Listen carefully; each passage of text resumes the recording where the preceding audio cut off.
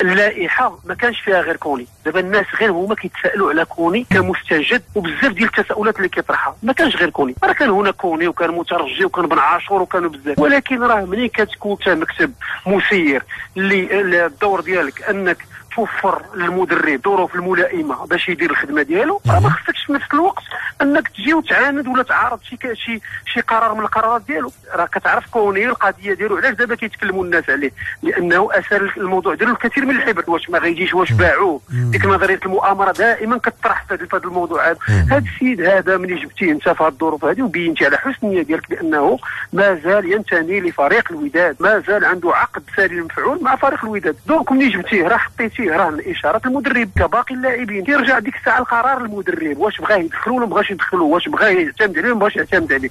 من يصوب المدرب واحد اللائحه ودار فيها اللاعبين اللي غيلتحقوا بهذا المعسكر ديال السعوديه، واش غينوض سي سعيد الناصري ولا اكس ولا ايكغيك يقول له علاش ما درتيش لي هذا وانا جبتو وضربت عليه تما؟ راه مثلا هذا اللاعب كباقي اللاعبين، علاش ما تكلموش الناس على باقي اللاعبين دابا؟